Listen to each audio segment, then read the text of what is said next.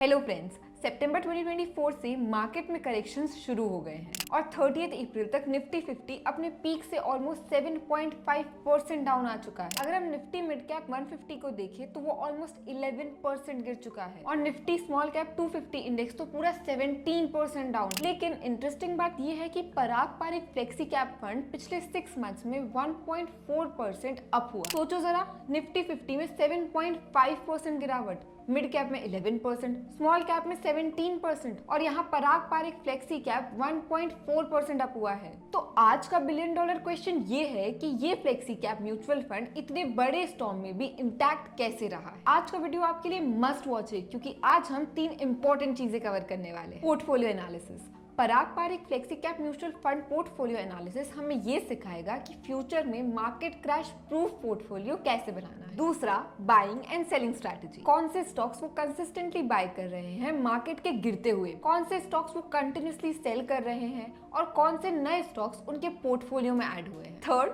Top stocks deep dive, उनके portfolio से 3 stocks का डिटेल्ड एनालिसिस जहां हर एक बात डेटा से प्रूफ करके दिखाएंगे। हम प्रॉमिस करते हैं कि हर वर्ड जो हम बोलेंगे वो डेटा बैक्ड होगा। तो चलिए डेटा को खुद बोलने देते हैं और वीडियो शुरू करते हैं। पहला, पोर्टफोलियो एनालिसिस डाइवर्सिफिकेशन स्ट्रैटेजी। अप्रैल 2025 तक उनके पोर्टफोलियो में 27 इंडियन स्टॉक्स हैं जो टोटल पोर्टफोलियो का 65% कंट्रीब्यूट कर रहे हैं। अभी स्टॉक्स के नाम की चिंता मत कीजिए, बाद में बताएंगे कि पिछले 5 महीने में इन 27 स्टॉक्स में से कौन से बाय और कौन से सेल किए गए हैं। पहले पोर्टफोलियो एनालिसिस कंप्लीट कर लेते हैं। तो 65% इंडियन स्टॉक्स में है। अब अगर मैं आगे बढ़ूं तो आप देखेंगे कि उनका 12.90% एक्सपोजर यूएस स्टॉक्स में है। और इंटरेस्टिंग क्या है, सिर्फ 4 यूएस स्टॉक्स है उनके पास, अल्फाबेट, मेटा, माइक्रोसॉफ्ट और अमेज़न। एकदम simple US stock market portfolio है, कुछ फैंसी नहीं। यही तो मेन की टेक अवे है। यहाँ आगे बढ़ते हैं तो सर्टिफिकेट ऑफ डिपॉजिट्स हैं जो कॉर्पोरेट डेट्स हैं और अगर टोटल एलोकेशन देखें तो कॉर्पोरेट डेट में around 10%, exactly 9.5% certificate of deposits में इन्वेस्ट किया गया है। और अगर लास्ट कंपोनेंट की बात करूं तो 11.28% टीआरईपीएस में है जो ओवरनाइट डेट है। ओवरऑल पोर्टफोलियो समरी देखें तो ब्रेकडाउन कुछ इस तरह है: 65% इंडियन स्टॉक्स में, 13% यूएस स्टॉक्स में, 21% डेट में, बाकी 1% इधर उधर। बात बहुत सिंपल है, उन्होंने एक बेसिक पॉइंट बहुत सही पकड़ा है और वो है डाइवर्सिफिकेशन। उन्होंने ना सिर्फ इंडियन मार्केट, ना सिर्फ यूएस मार्केट और ना सिर्फ इक्विटी पर हेवीली डिपेंड किया है। इनफैक्ट उनके पास 21% डेट कंपोनेंट है उनके पोर्टफोलियो में। और फिर भी अगर आप लॉन्ग टर्म रिटर्न्स देखें flexi cap mutual fund category में तो Parag Parikh flexi cap fund top 3 mutual funds में आता है। मतलब ये नहीं कि डेट ने रिटर्न्स को ड्रैग किया है, एक्चुअल में 5 इयर्स के रोलिंग रिटर्न्स बताते हैं कि उन्होंने बहुत अच्छा परफॉर्म करा है। दूसरा, buying and selling strategy stock analysis. अब बढ़ते हैं पार्ट 2 की तरफ जहां हम देखेंगे कि एग्जैक्टली कौन से stocks Parag Parikh flexi cap mutual fund buy कर रहा है मार्केट गिरते हुए भी, साथ ही कौन से स्टॉक्स वो सेल कर रहा है और कौन से नए स्टॉक्स उन्होंने इस मार्केट करेक्शन के टाइम ऐड किए हैं। ये एनालिसिस बहुत इंपॉर्टेंट है, लेकिन एक रिक्वेस्ट है, प्लीज इन स्टॉक्स पर ब्लाइंडली इन्वेस्ट मत कीजिए, पहले अपनी रिसर्च जरूर करिए। Buying and selling pattern, let me start with HDFC bank limited. 8.43% exposure है पोर्टफोलियो में, सबसे बड़ा होल्डिंग है ये उनके पोर्टफोलियो में। और सबसे इंपॉर्टेंट बात, अक्टूबर से देखें तो उन्होंने कंटिन्यूसली इस स्टॉक को बाय करा है।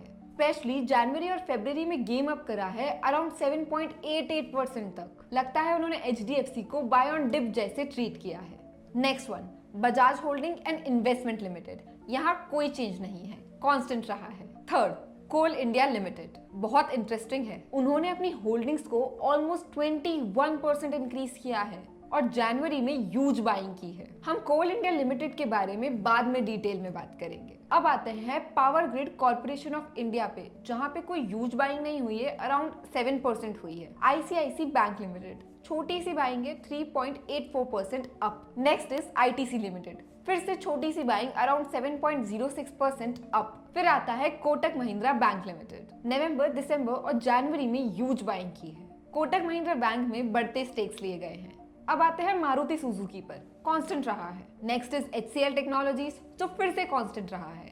Axis bank, another private bank, stakes 9.7% up हुए हैं। अगर मैं यहाँ रुककर ऑब्जर्व करूँ तो आप नोटिस करेंगे कि प्राइवेट बैंक्स पर बहुत ज्यादा फोकस है। HDFC bank, Kotak Mahindra bank, axis bank, ICICI bank, ये सारे बैंक्स उनके पोर्टफोलियो में हैं। पीएसयू बैंक से दूर रहे और प्राइवेट बैंक्स पर सिर्फ 4 लार्जेस्ट बैंक्स पर फोकस किया गया है। आगे बढ़ते हैं। Mahindra and Mahindra limited newly added है, नवंबर और अक्टूबर में नहीं था। दिसंबर से फरवरी तक कंटिन्यूअस बाइंग की गई है। दिसंबर से क्वांटिटी ऑलमोस्ट डबल हो गई है। अब बात करते हैं इन्फोसिस लिमिटेड की। कांस्टेंट रहा है, कोई बदलाव नहीं है। Next is doctor Reddy's laboratory. अब फार्मा सेक्टर की बात कर रहे हैं तो इंटरेस्टिंग है। ओवरऑल होल्डिंग सिर्फ 1.2% है, लेकिन मैसिव मूवमेंट देखें 60% अप। मेनली जनवरी और फरवरी में ह्यूज बाइंग की गई है। Next is Balkrishna industries limited जो कांस्टेंट रहा है। अब आते हैं सिप्ला लिमिटेड पर, अनदर वन जिसका हम इस वीडियो में कवर करेंगे। देखिए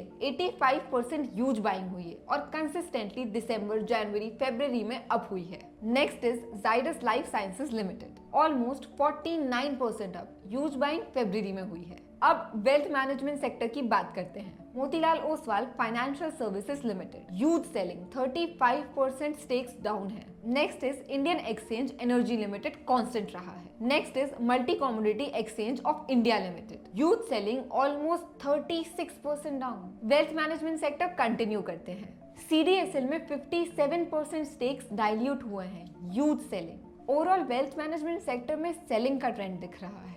hospital sector, Narayana Hrudayalaya recently दिसंबर में ऐड हुआ है। जनवरी में मोर बाइंग हुई है और फरवरी में कांस्टेंट मोड में रहा है। Next is ICPA laboratories limited, huge selling, 45% stakes dilute किए गए हैं। Next is EID Parry India limited, थोड़ी बाइंग अराउंड 15% अप। अगला है आईटीसी होटल्स, ये आईटीसी डीमर्जर की वजह से है, हम सब जानते हैं इस बारे में। Next is ICRA limited, huge selling, 25% down. Last में महाराष्ट्र स्कूटर लिमिटेड और सुप्राजीत इंजीनियरिंग, दोनों कांस्टेंट रहे हैं। ओवरऑल थीम देखे तो प्राइवेट बैंक्स, टॉप 4 बैंक्स में बाइंग की गई है। फार्मा सेक्टर में ह्यूज बाइंग की है। वेल्थ मैनेजमेंट सेक्टर में स्टॉक से काफी हद तक रिड हो गया है। होपफुली ये आपको क्लियर पिक्चर देती है कि कौन से स्टॉक्स उन्होंने बाय, सेल और एक्यूमुलेट करे मार्केट क्रैश के टाइम पर। तीसरा, डीप डाइव इनटू 3 की स्टॉक्स। अब हम आपको 3 स्टॉक्स के बारे में लेटेस्ट इंसाइट्स और नोट शेयर करेंगे। अभी तक अगर आपको ये वीडियो हेल्पफुल लग रही है तो please hit the like button और कमेंट्स में अपने थॉट शेयर करिए। Stock 1, Cipla limited, 85% stakes increase हुए हैं इस पोर्टफोलियो में। Cipla as a company almost 19 years से है, लेकिन अगर इंपॉर्टेंट डेटा पॉइंट्स देखें तो पिछले 5 साल में रेवेन्यू सिर्फ 10% से बढ़ा है। लेकिन प्रोबेबिलिटी मैट्रिक्स देखें तो एबिटा और पैट पिछले 5-7 सालों में कंसिस्टेंटली अप हुआ है। और नोटिस करें, कंपनी के पास फाइनेंशियल ईयर 2018 में अराउंड 4000 करोड़ का डेट था, जो अब ड्रास्टिकली कम होकर FY25 में 466 करोड़ का हो गया है। कैश रिजर्व्स की बात करें तो फाइनेंशियल ईयर 2018 में 1400 करोड़ थे, जो अब बढ़कर FY25 में 9400 करोड़ हो गए हैं। हम ये डेटा इसलिए शेयर कर रहे हैं क्योंकि बहुत से लार्ज कैप और मिड कैप स्टॉक से अब बैलेंस शीट थोड़ी बेटर लग रही है। डेट कम हुआ है, कैश रिजर्व्स बेटर है। ओवरऑल इंडियन स्टॉक मार्केट में स्टॉक्स की क्वालिटी बेटर हो गई है। यही वजह है कि हम नेक्स्ट 5-10 सालों के लिए इंडियन स्टॉक मार्केट को लेकर बुलिश हैं। सिप्ला की बात करें तो Q3 रिजल्ट्स देखें, all time high revenues 7073 crore और all time high profitability. Earnings perspective से उन्होंने बहुत अच्छा किया है। अब $1 बिलियन क्वेश्चन ये है, क्या हम फार्मा पर टैरिफ्स को लेकर वरिड नहीं है? हम यूएस को बहुत सारे फार्मा प्रोडक्ट एक्सपोर्ट करते हैं, इसके लिए हम कुछ इनसाइट शेयर करते हैं। सिप्ला की ऑलमोस्ट 30% रेवेन्यूज नॉर्थ अमेरिका से आती है, इतना एक्सपोजर है उनका। लेकिन हम उनके अर्निंग्स कॉल पढ़ रहे थे और मैनेजमेंट ने कहा कि वो स्पेसिफिकली कमेंट नहीं कर सकते हैं कि टैरिफ्स का क्या इम्पैक्ट होगा, कि हमें एग्जैक्ट टैरिफ्स पता नहीं कि इंडिया पर क्या होंगे। लेकिन उन्होंने एक इम्पॉर्टेंट पॉइंट रेस किया है, पिछले 3 इयर्स में उन्होंने यूएस में फैसिलिटीज सेटअप की है। ऐसा टाइम आएगा जब उन्हें डिसाइड करना होगा कि वो इंडिया से शिप करे, जिसमें फ्रेट प्लस कॉस्ट ड्यूटीज होंगे, या फिर डायरेक्ट यूएस फैसिलिटीज से सप्लाई करे। तो कुछ एक्सटेंट तक कंपनी ने लास्ट 3 सालों में रिस्क कम किया है, लेकिन फिर भी हम नहीं जानते कि फ्यूचर में टैरिफ्स का क्या होगा। तो ये एक रिस्क फैक्टर जरूर है इस कंपनी पर। अब सेकेंड स्टॉक की बात करें, CDSL। Parag Parikh flexi cap mutual fund ने ऑलमोस्ट 57% CDSL सेल किया है। और ये अकेला वेल्थ मैनेजमेंट स्टॉक नहीं है जो प्रेशर में है, पूरा वेल्थ मैनेजमेंट सेक्टर डाउन है। अब हम CDSL के एग्जाम्पल से समझाते हैं कि क्या हो रहा है इस पूरे सेक्टर में।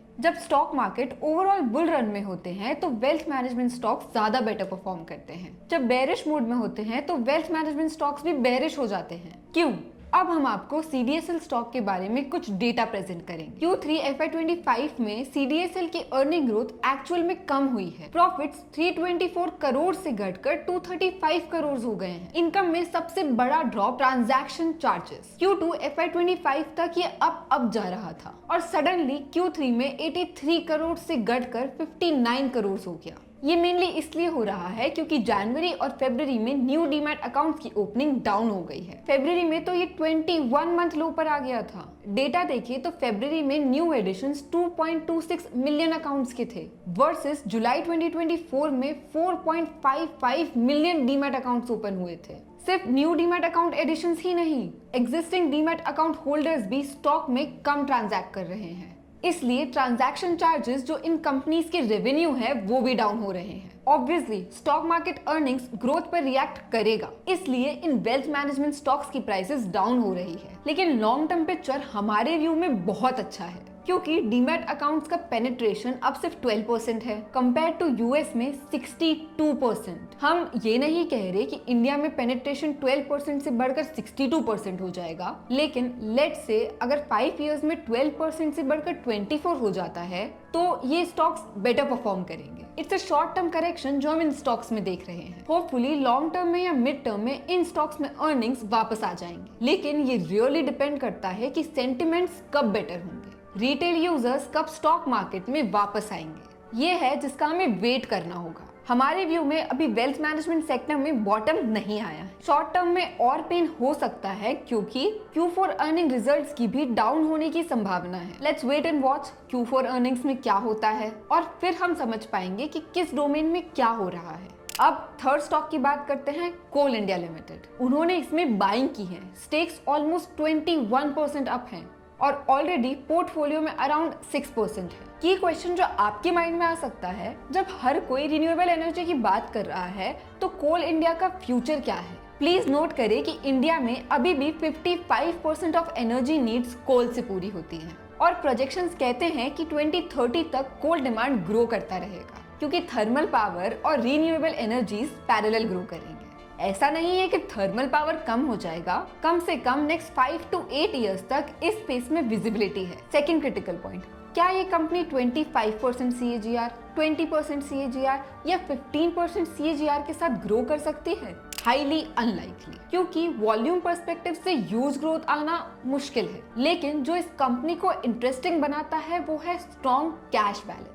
अबाउट 30,000 करोड़ का बैलेंस है अगर लेटेस्ट डेटा को देखें तो। Also very high ROC। Consistently इस कंपनी ने 50% प्लस डिलीवर किया है और इम्पोर्टेंट बात है very high dividend yield, around 6 to 7%। अब हम डिविडेंड के बारे में कुछ डेटा शेयर करेंगे। एवरेज में पिछले 4 सालों में उन्होंने around 22 rupees per share dividend दिया है। अब डिविडेंड यील्ड कंसेप्ट समझे। अगर इन्वेस्टर ए हाइपोथेटिकली इस स्टॉक्स को 300 रुपीज लेवल पर बाय करता है तो उसका डिविडेंड ऑलमोस्ट 7.33% होगा और ऊपर से अगर स्टॉक प्राइस अप्रिशिएट करता है तो वो चेरी ऑन द टॉप है। जब इन्वेस्टर बी अगर 500 रुपीज पर शेयर बाय करता है तो उसका डिविडेंड यील्ड 4.4% होगा। तो जिस प्राइस पर आप ऐसे स्टॉक्स बाय करते हैं वो बहुत मैटर करता है, इसलिए आपको डिविडेंड यील्ड कंसेप्ट समझना जरूरी है। हम फिर से एम्फेसाइज करेंगे कि हम ये नहीं कह रहे हैं कि आप इन स्टॉक्स में इन्वेस्ट कर लीजिए।